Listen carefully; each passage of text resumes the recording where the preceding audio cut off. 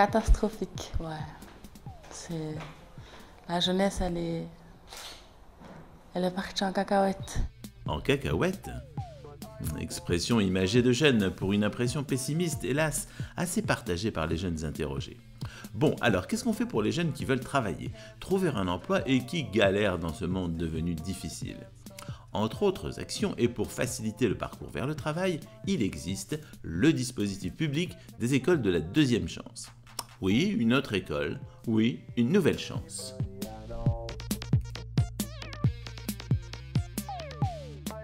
Les jeunes viennent chez nous pour du travail, n'importe quel travail, mais du travail. Et nous essayons de les faire évoluer de cette notion de travail à la notion d'emploi, de métier. Et un métier qui va correspondre à leur aspiration, à ce qu'ils souhaitent, à ce qu'ils recherchent dans la vie. Ce métier, cette formation qualifiante, sera la première étape pour qu'ils soient autonomes financièrement et qu'ils puissent se construire un avenir. Les jeunes restent en moyenne chez nous 6-7 mois, la moitié du temps est en alternance dans l'entreprise. Ce travail est essentiel. Il est permis parce qu'il est soutenu par un réseau d'entreprises très important, impliqué au sein de l'école, et un réseau de médiateurs vers l'emploi, anciens cadres d'entreprise, bénévoles, qui vont servir de marchepied en nous aidant pour introduire les jeunes auprès des chefs d'entreprise, pour des visites, des rencontres, des stages et de l'emploi, bien entendu. Je ne savais pas ce que je voulais faire comme parcours professionnel. Ça faisait 2 mois que j'étais à l'ER2C, j'ai enfin trouvé ce que je veux faire. J'ai trouvé les formations pour y arriver. C'est un chemin à suivre si tu sais ce que tu veux faire. Cette école t'aidera à aller vers là où tu veux aller. Elle va enlever tes lacunes et te faire aller de l'avant en fait.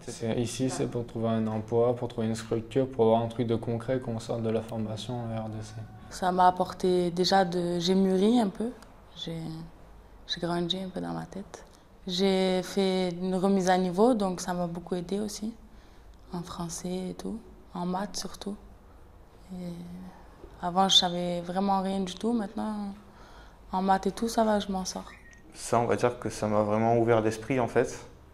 Et ça m'a permis d'être plus sociable envers les personnes que je ne connaissais pas.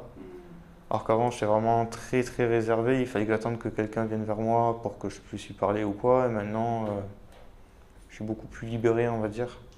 Donc les stages m'ont beaucoup aidé. Je n'étais pas très rassuré à l'idée d'entrer dans le monde du travail, tout ça, que c'était nouveau pour moi.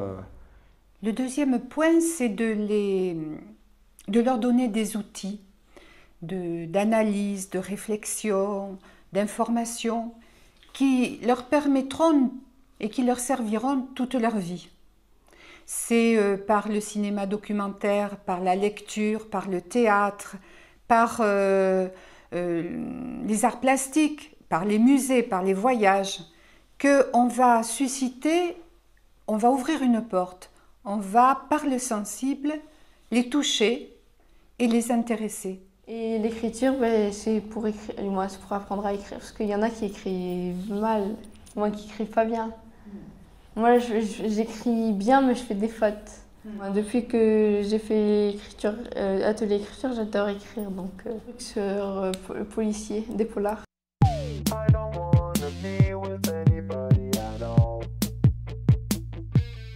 La culture amenée au plus grand nombre, puisque c'est le principe de base de Peupler Culture, c'est clair que là, en créant un journal, on est dans cet esprit-là et dans cette dynamique aussi. D'habitude, l'éducation se donne, on instruit les jeunes. Et là, c'est eux qui se mettent dans la place de quelqu'un qui va instruire d'autres.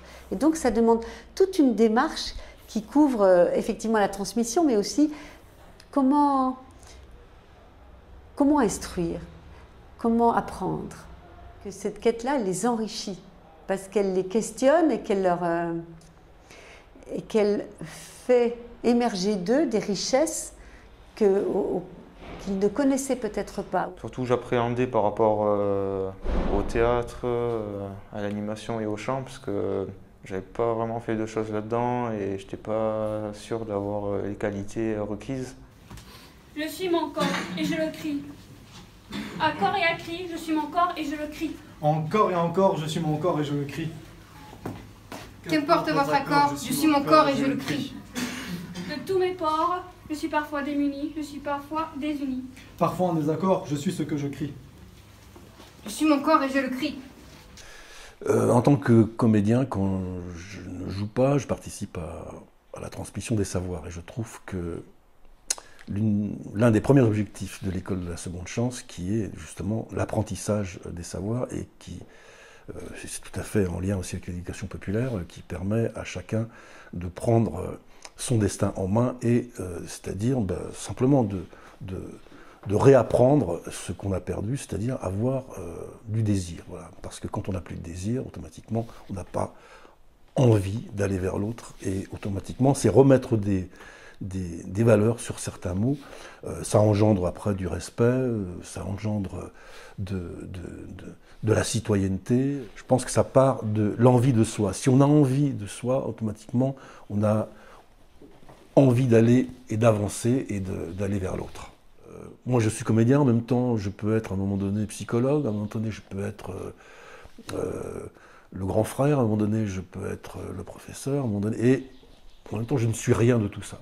En fait, nous pensons que par rapport à notre expérience, les expérimentations pédagogiques que nous menons depuis très longtemps au sein de Peuple et Culture, ce sont des expériences collectives sur des projets artistiques, de voyage, qui vont marquer les jeunes. Les rencontres avec des personnalités généreuses, que ce soit des artistes ou des chefs d'entreprise, qui vont les toucher à un niveau sensible, et c'est par le sensible qu'on va ouvrir les portes de l'intérêt, de la motivation et du désir d'apprendre. Justement, c'est en apprenant à parler, et je pense déjà que je suis beaucoup mieux qu'avant, je suis plus confiant. J'aimerais surtout en fait évoluer vraiment dans d'autres pays, parce que sachant que j'ai jamais encore quitté la France, j'aimerais bien voir d'autres pays et voir des cultures différentes. Le tout, c'est d'essayer et de ne pas avoir de regrets de ne pas avoir essayé, parce que j'en ai eu moi-même eu par le passé et c'est terrible. L'école de la deuxième chance, c'est pas que trouver un travail, c'est aussi améliorer son expérience de la vie, même des fois son savoir-vivre. C'est vraiment de l'éducation populaire. Ah, c'est super. Hein. Ah ouais. Parce que la remise à niveau, elle est... Enfin, on aide bien ici.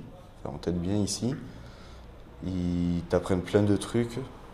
Ça fait travailler les neurones, ça nous fait réfléchir. Quand j'étais à l'école de la deuxième chance, j'étais vraiment bien. J'étais content de me lever le matin pour venir à l'école. Quand le week-end arrivait, j'avais hâte d'être à lundi pour revenir à l'école. C'est pas des blagues, je suis très sérieux. Et ça m'a fait énormément de bien. J'adorais les ateliers avec quel que soit le formateur, je prenais du plaisir. Tu referais une deuxième année? Non. Si je pouvais, oui. Et ils ont à chaque fois tendu la main à ceux qui ne se comportaient pas forcément de la bonne manière. Toujours prêt à leur donner une autre chance. Et ça, il n'y a qu'à l'école de la deuxième chance que j'ai vu des choses pareilles.